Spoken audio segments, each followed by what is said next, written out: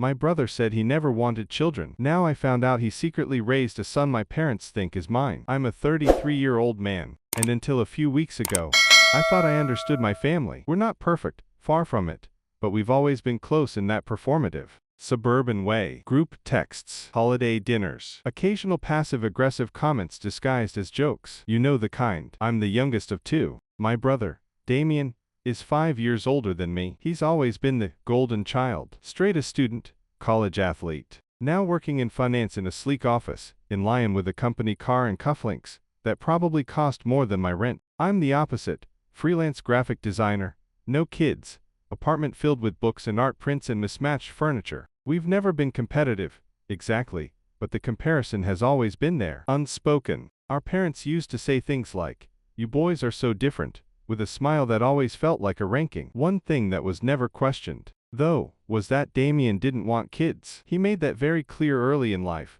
during his 20s, in every relationship, every family gathering. I'm not the paternal type, he used to say. I like my freedom. Everyone accepted it. My parents even joked that I'd have to give them grandkids since Damien refused the job. I didn't really mind. I figured we all had our paths. Then 2 weeks ago, my entire understanding of my family shattered. It started with a Facebook message from someone I didn't know, a woman named Elsa. I almost ignored it. I get weird messages all the time. Spam, fake accounts, someone trying to sell me fake crypto. But something about her profile photo stopped me. It was a selfie, but not of her alone. She had a little boy in her arms. Kid who looked eerily familiar. Brown curls, wide green eyes, a dimple in his left cheek. Exactly like Damien when he was little. The message was simple. "Hi, I think we need to talk. It's about your brother." "And your son?" I stared at it for a long time, confused. "Your son? Must be a mistake." But curiosity won. I replied, "Sorry, I don't have a son, and I think you may have confused me with someone else." Her reply came within a minute. "I know you don't, but your parents think you do." That's what Damien told me. "Please, just meet me. I'll explain everything." I didn't know why, but my stomach dropped. We agreed to meet at a quiet cafe in town. I didn't tell anyone, not even my girlfriend, Lee. I just said I had to sort something out. When I arrived, Elsa was already there. Early 30s, tired eyes, but kind. She introduced herself and then pulled out her phone, showed me a picture of the boy, then another, and another. "His name's Hugo," she said. "He's 6. I nodded slowly. "And what does this have to do with Damien?" She stared at me. "He's Hugo's father." Silence. I blinked. "Wait. That's not possible. My brother doesn't have kids." She smiled sadly. "That's what he told you. What he told everyone. But he does. And he's been involved since the beginning." I didn't believe her at first. I asked for proof. She showed me screenshots, texts, emails, voice messages. A picture of Damien holding Hugo at a park. The way he was looking at the kid made something twist in my chest. It wasn't casual. It wasn't distant. It was fatherhood. Real, raw, protective. I asked her why Damien would keep this a secret. She hesitated, then said, "Because of your parents. He was afraid they'd judge him, that they'd think he screwed up his life. He told me he couldn't tell them, not after everything they invested in him." I was stunned. "Okay. But what does this have to do with me?" She bit her lip. "That's the worst part." I leaned in. She whispered, "He told your parents Hugo is your son." My blood ran cold. I pulled back like she'd slapped me. "What?" "He told them you got a woman pregnant, and that you were too irresponsible to raise the kid. He said he stepped up to protect the family name, that he was doing them a favor." I stared at her, speechless. "Your parents think you abandoned your child, that Damien adopted him out of guilt and love." My jaw dropped. I couldn't speak. "And that's why they've been acting cold with you, for the past few years, right? Distant. Always slightly disappointed. Even when you didn't understand. Why?" I nodded slowly. It made sense. All the subtle digs. The extra praise for Damien. The way they never brought up family planning around me anymore. The way my dad once muttered, "Some men just run from their responsibilities," during a random political rant at dinner. It wasn't political. It was personal. "I didn't know until recently," Elsa said. "He told me at first it was a temporary cover story, that he'd clear it up, but now it's been years, and Hugo's getting older, and I don't want him growing up inside a lie." I sat there, stunned, and then asked, "Why now?" She looked me dead in the eyes. "Because Hugo is starting to ask questions about why his uncle has the same dimple, and why he never gets to meet his grandparents. And because Damien is slipping." "Slipping how?" Her voice lowered. "He's not a good father anymore. Not like before. He's overwhelmed. Cold. He started drinking again. He's talking about leaving." I clenched my fists under the table. Elsa leaned forward. I didn't know who else to turn to, but Hugo deserves the truth. And so do you. I left that cafe a different man, with one truth echoing in my ears. My parents believe I abandoned a son I never knew existed, and my brother is the one who told them that. I didn't sleep that night, not even a little. I lay in bed next to Lee, staring at the ceiling, feeling like the floor beneath me had cracked open. My entire life, my relationship with my brother, with my parents, even with myself, suddenly felt like a lie I didn't consent to. The worst part, now that I knew, I couldn't unsee it. So many small moments suddenly made horrible sense. The way my mother stopped calling as often a few years ago. The way my dad stiffened every time I talked about travel or creativity or doing things on my own terms. They weren't judging me for being different. They thought I'd abandoned my child. They thought I was selfish, reckless. That Damien had stepped in as the better man. I couldn't decide. What made me sicker, the betrayal, or the fact that it had worked? The next morning, I called my mother. She answered on the second ring. Julian, that's a surprise. Everything okay? Can I come over? I said. A pause. Of course. Is it urgent? Yeah, it is. They still lived in the same house I grew up in, a modest villa on the edge of town, with ivy growing around the windows and the smell of old pine furniture lingering in every room. The kitchen looked exactly the same. My father was reading the paper when I walked in. He glanced up, gave me a stiff nod. Julian, Dad. My mom offered coffee. I declined. I didn't bother sitting. I need to ask you something, I said, voice shaking. They both looked up. I stared at them. Do you think I have a son? The silence that followed was absolute. My father folded his newspaper slowly. My mother's mouth opened, then closed again. I'll take that as a yes, I said. My dad finally spoke. We didn't want to bring it up. We thought it was your decision not to talk about it. That it was shameful for you. I let out a bitter laugh. Shameful? What exactly did Damien tell you? My mom cleared her throat. That a girl you were seeing got pregnant. That you panicked. Said you couldn't handle it. That you wanted nothing to do with the baby. And that Damien, God bless him, offered to help. He said he couldn't bear to see a child in our family grow up without structure. I was shaking. And you believe that? I asked. They didn't answer. You thought I was capable of abandoning a child without ever confronting me, without asking. We were trying to respect your privacy, my mom whispered. No, you were trying to keep the story clean. You wanted a son to be proud of, and Damien made it easy to swap one for the other. Julian, my dad began. I held up my hand. Stop. I pulled out my phone. Opened the pictures Elsa had sent me. I held up one of Hugo and Damien at the park. This kid, this child you thought I left behind. He's Damien's biological son. He always was. And he lied to you. For 6 years. They stared. My mom took the phone with trembling fingers. Her eyes welled up before she even finished scrolling. My father was pale. I met the mother, I said. Her name's Elsa. She's kind, brave. She didn't know what to do anymore. Damien made her keep it secret to protect his reputation and to pin the shame on me. My father stood up. Where is he? Still in Lyon,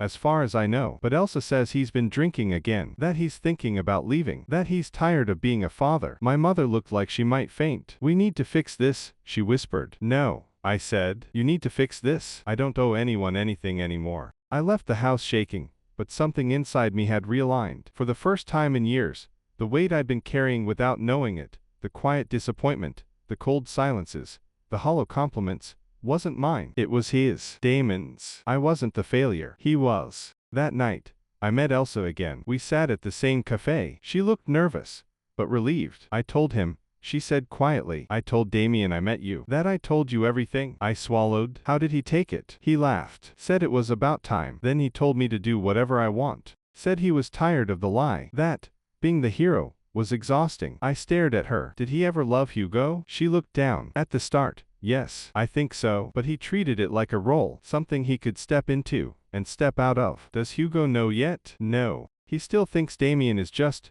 busy with work. He doesn't know anything about you. I hesitated, then asked, do you want me to meet him? Elsa looked up, tears in her eyes. I don't know, but I think he should know you exist. I nodded. Then let's start there. And just like that, I was being pulled into a life I never asked for, a child I didn't know, a lie I didn't tell, a family that turned its back on me because they trusted the wrong son. I wasn't sure what I was walking toward, but I knew one thing for certain. I'd rather show up late and honest than live early inside a lie. The next few days passed in slow motion. I kept working.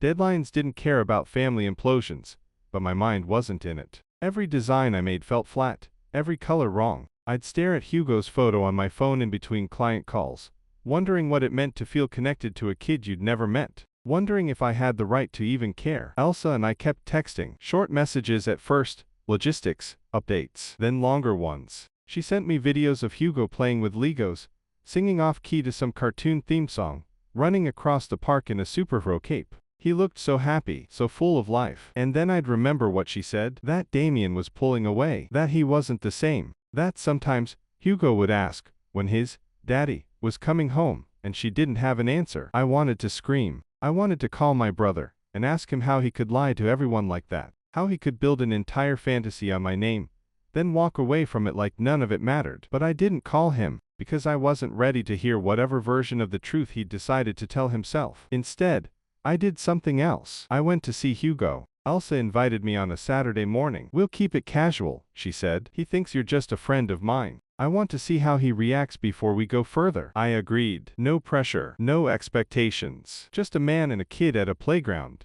But when I arrived and saw him, really saw him, I felt something crack open inside me. He was sitting on the edge of a sandbox, building something with sticks and rocks, humming to himself. He looked up when I approached, blinked once, then smiled. Hi, he said. Hey there, I replied. Watch a building. A robot that lives in the dirt, he said matter-of-factly. I crouched beside him. Nice. Does it have a name? He thought about it. His name is Croissant. I laughed. That's perfect. Elsa watched from a bench nearby, giving us space. We talked for maybe 20 minutes. About robots, and chocolate cereal, and why giraffes were cool, but also kind of show-offs. He was sharp, curious, kind, and when he laughed, really laughed, it sounded exactly like Damien at that age, except brighter, less filtered, less trained. It hit me hard. This wasn't some tragic secret child wrapped in family dysfunction. This was a kid, a beautiful, bright, innocent kid, who didn't deserve any of this. When we got up to leave,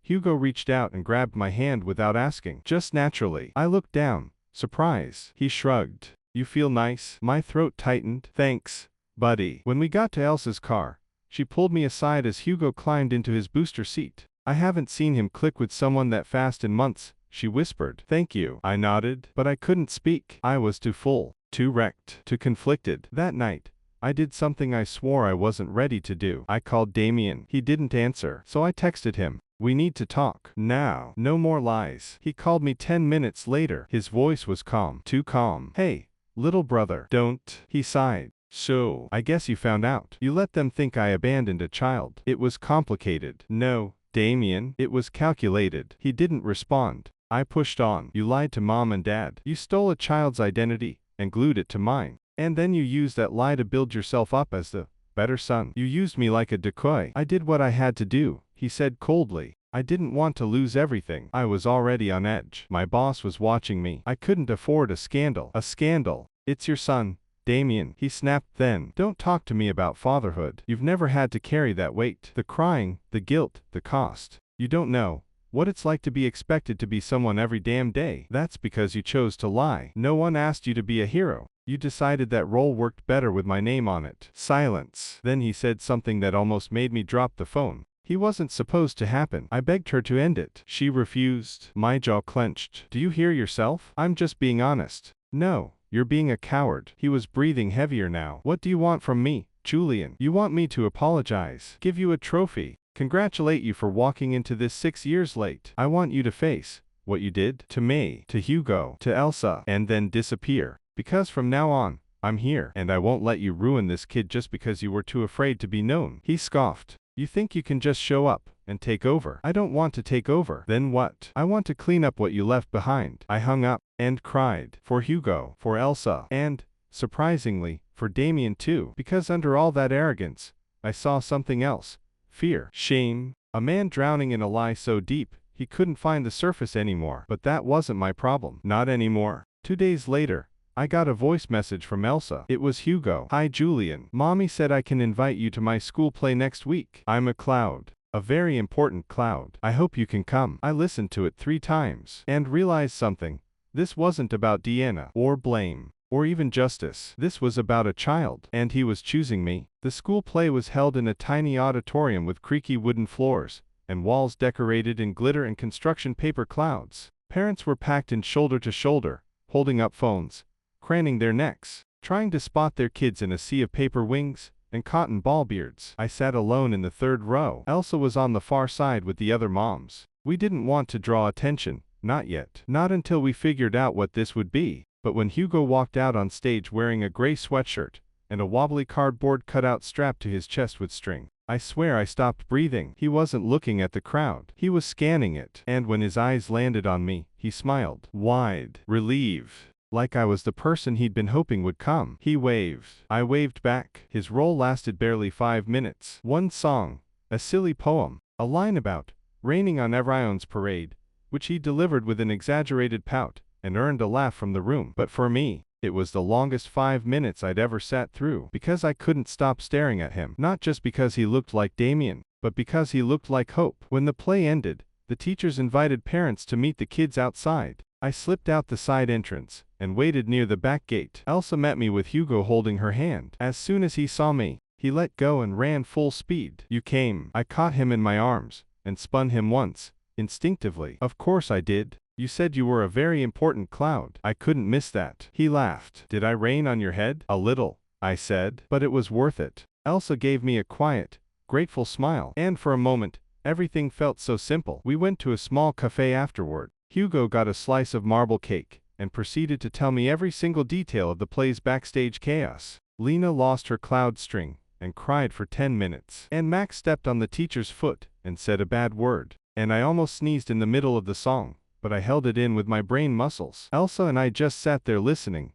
sipping coffee, smiling through everything. At one point, Hugo leaned over and whispered, "Can you come to the next play too?" "If your mom says it's okay," I said. He turned to her. She nodded. Of course. That night, Elsa and I had a real conversation. No Hugo. No distractions. Just two adults sitting on her balcony while he slept in the next room. I don't want to confuse him, she said, but I also don't want to lie to him anymore. I get that, I replied. I don't want to push anything. She hesitated. I've seen the way he looks at you. I think he's already making the connection. I stared at my hands. But I'm not his father. No. But you're something. We sat in silence for a while. Then she added, and he needs someone. Damon's gone. He hasn't even called since I told him we talked. No messages. No birthday gift. Nothing. That didn't surprise me. It infuriated me. But it didn't surprise me. I nodded slowly. If you let me, I'll be here. However you need me. Her eyes glistened. I think we both need you. A week later, Damien finally reached out. He sent me a voice note. Not a call. Not a meeting. Just a single audio message at 3:17 a.m. His voice was slurred. Maybe drunk. Definitely not well. You think you're better than me. That just because you showed up after 6 years. You're some kind of hero. But you don't know what it's like. You don't know what it's like to look at a child and see all the ways you failed. Every day. You think it's so easy. Fine. Take it. Take him. Take the mess. I'm done. I listened to it once, then deleted it. That weekend, Elsa invited me to their place for dinner. Nothing fancy. Just pasta and salad and laughter. After Hugo went to bed, I helped her wash the dishes. The room smelled like garlic and warm bread. It felt safe. Can I ask you something? She said. Anything? If this had been different, if you had known about him sooner, do you think you would have wanted to be his father? I thought about it. I thought about the years I missed, the lies, the wait. And then I thought about the smile Hugo gave me when he spotted me in the crowd. The way he held my hand without asking. The way he said, "You feel nice." I looked at her and said, "Yes, I think I already do." I left late, and as I walked back to my apartment under the glow of the streetlights, I realized something that stopped me cold. I wasn't angry anymore. Not at Damien, not at my parents, not even at the years I lost. Because somehow, in the middle of the worst kind of lie, I found something real. The first time Hugo called me uncle, it nearly wrecked me. It happened a few days after the dinner with Elsa. I had offered to pick him up from school. Nothing official, just helping out. She was stuck in a meeting, and I had an open afternoon. We figured it was time to try something a little more personal, see how he'd react. When I got to the school gates, he came running, backpack bouncing behind him, face lit up like a sunrise. "Uncle Julian," he yelled. I froze. A few parents glanced over, but I barely noticed. Because that was the moment it hit me, not just in theory or in fantasy, but in reality. He saw me, not as some guy who shows up sometimes, not as a stranger in his life, but as family. We got ice cream. We sat on a bench near the lake, and talked about dinosaurs, space, and whether or not clouds ever get tired of floating. Then he got quiet. "Can I ask you something?" he said,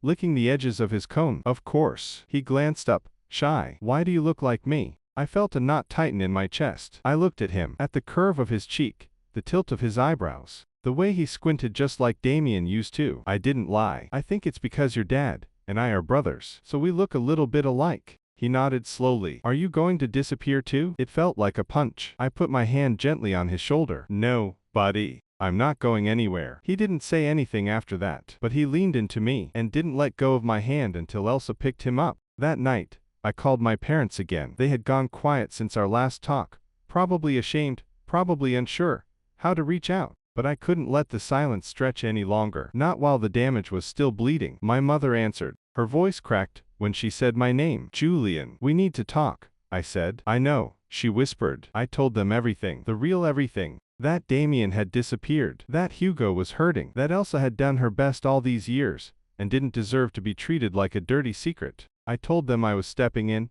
not as a replacement, not to fix what Damien broke, but because someone had to care enough to stay. My father asked, do you want us to meet him? It surprised me. I paused. Yes, but not yet. I want him to feel safe first. Then we'll talk about what family means. Elsa and I started introducing more structure. I took Hugo to the zoo, to the bookstore. We built a paper match volcano in her kitchen, and destroyed the ceiling with baking soda and vinegar. I met his teacher, signed a few school forms. Slowly, the world started shifting around us. One day, Hugo said, you're like my second dad. Elsa froze. So did I. He didn't say it to flatter. He said it like a kid stating a weather fact. You're here a lot. You do hugs like mom. And you always say, I got you, when I'm sad. I wanted to cry, but I smiled instead. Well, I guess I do got you. A few days later, Elsa called me in a panic. He came back. I didn't have to ask who. Damien showed up at school, said he wanted to see Hugo. What happened? The school called me right away.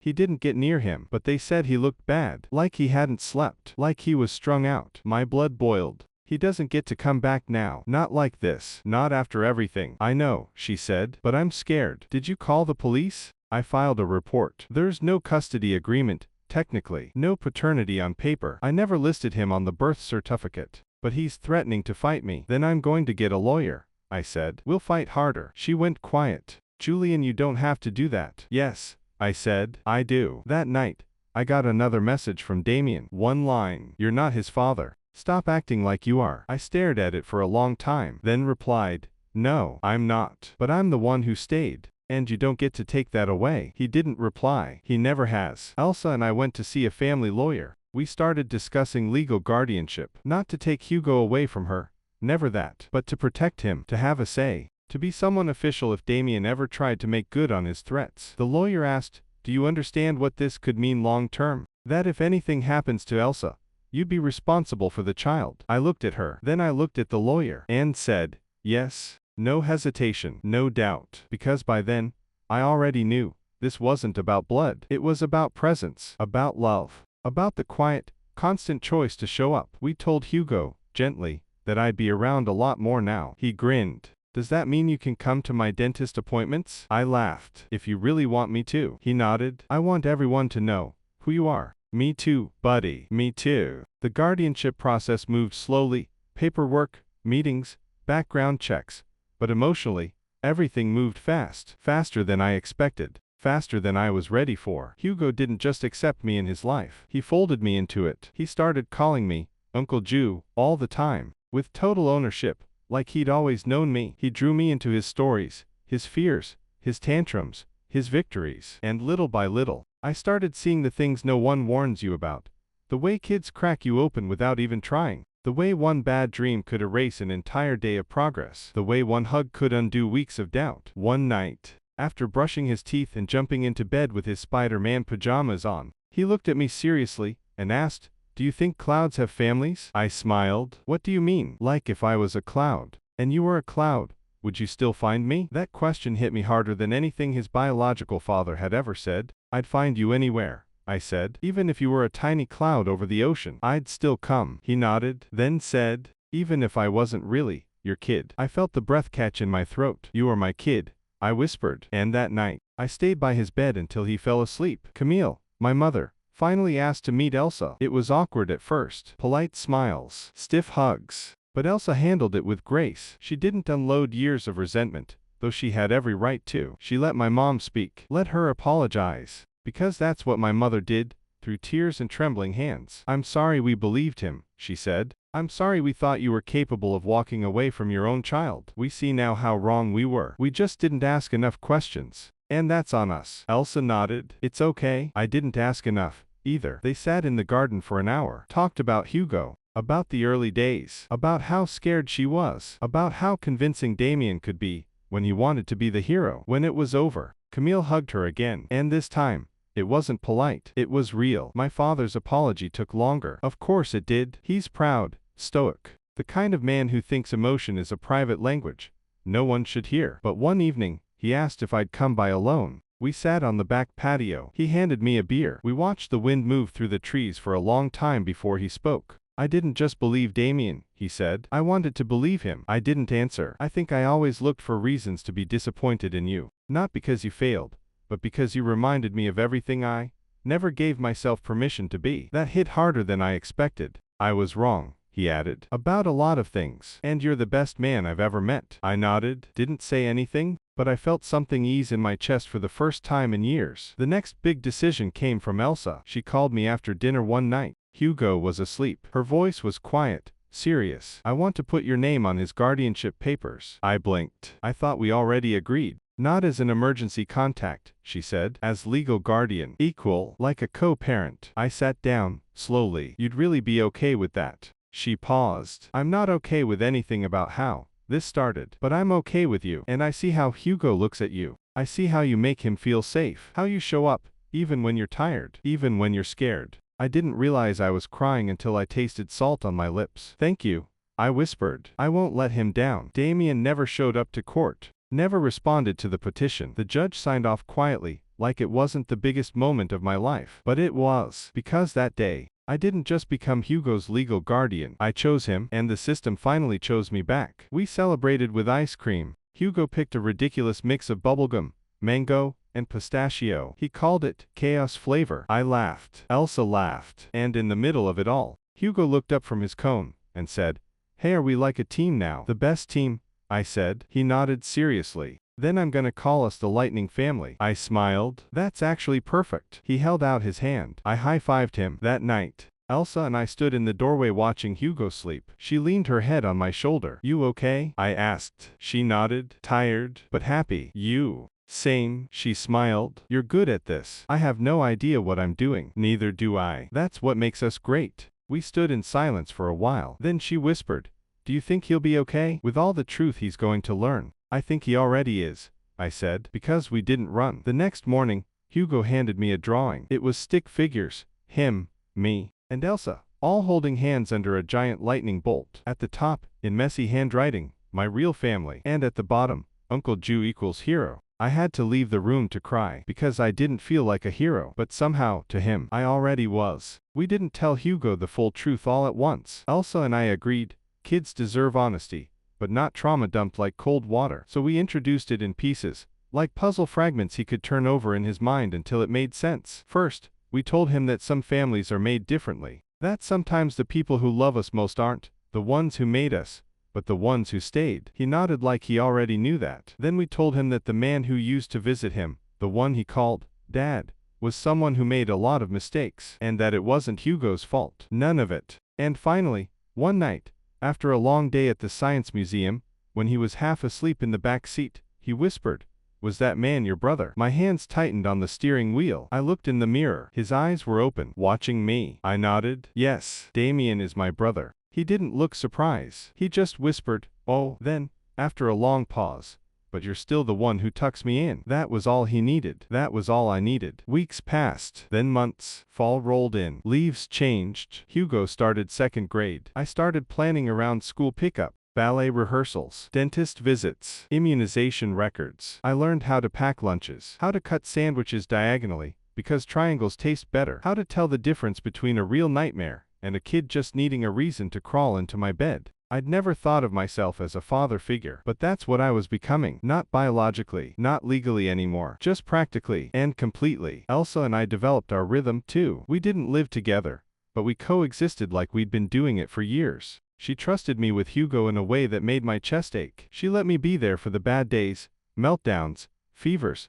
That one time, he got sick at school and cried when they couldn't reach her. but I answered on the first ring. I knew you'd come, he'd said, clinging to my shirt. So yeah, it was real now. Undeniably. Then Damien reappeared. Of course he did. He didn't show up at the door, or at school, or even in person. He sent a letter. No return address. Just my name on the envelope. Inside, a single piece of paper. Congratulations on playing Dad. You win. I hope you're ready when he starts asking the hard questions, because I never wanted to lie to him. You all forced me to. No apology, no acknowledgement, just spite. I handed it to Elsa without saying a word. She read it, rolled her eyes. He's still trying to be the victim. Do we respond? She shook her head. He wants attention. He doesn't get any more. I agreed. But that letter lived in my desk drawer for a week before I burned it. Not because I needed closure, because I needed to let go. A month later, Hugo got into a fight at school. First time ever. I got a call from the principal. I arrived expecting scraped knees or name calling. Instead,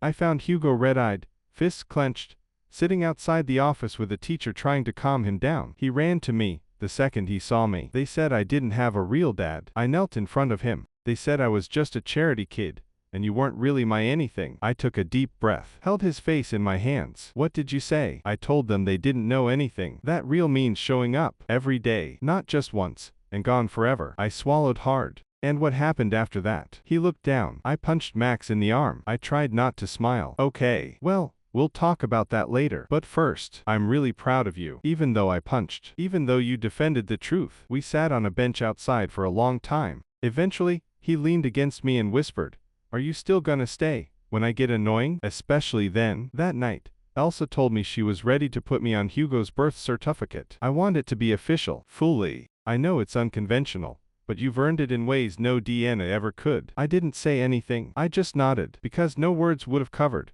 what I felt in that moment. We went to the notary together. We signed the paperwork, our hands brushing, when we passed the pen. On the ride home, Hugo asked if we could all go out for pizza to celebrate the family update. So we did. He ordered a ridiculous pizza with fries and nuggets on top. Called it the Super Family Slice. When we got home that night, he hugged me extra tight before bed. "I'm glad you're mine now," he said. I kissed the top of his head. I always was. And when he fell asleep, and the house was quiet, Elsa sat beside me on the couch, and said softly, "I think we built something out of ruins." I nodded. Something real. She looked at me then, longer than usual, and said, "Do you ever think this was supposed to happen this way?" I didn't know, but I knew I'd never go back, because in the mess Damien left behind, we didn't just survive, we found everything. The final guardianship letter arrived on a Monday. Official. Stamped. Binding. I opened it at the kitchen table while Hugo was coloring dinosaurs in the living room, his tongue poking out between his teeth in total concentration. Elsa sat beside me, coffee in hand, holding her breath even though we already knew the answer. I scanned the lines, then looked up and whispered, "It's done." She didn't smile right away. She just let out a breath I think she'd been holding for 6 years. We told Hugo that night. He didn't really understand the paperwork, the courts, the documents with big words like joint custody and legal authority. But when I knelt beside him and said, "I'm officially yours now, just like you're mine," he threw his arms around my neck and said, "Finally." We didn't throw a party. No big announcement. But that weekend, we made pancakes together, Elsa, Hugo, and me. We let him put chocolate chips in the shape of his initials. We danced in the kitchen while the batter sizzled. We played loud music and sang off-key. And at one point, he looked up from his plate and asked, "Can I make you a Father's Day card this year?" I paused, then said, "Only if it's chaos-colored." He grinned. Deal. Damien never reached out again. He vanished the same way he always does, when reality gets too sharp for his ego to breathe.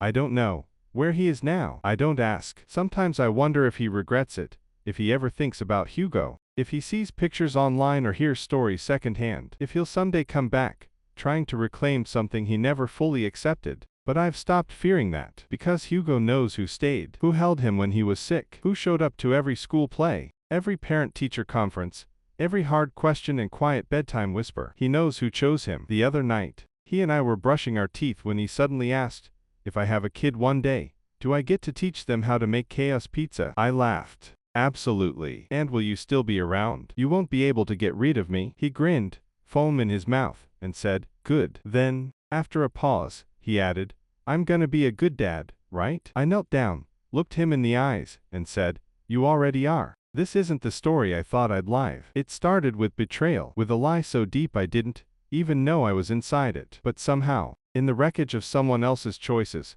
I found a truth stronger than blood.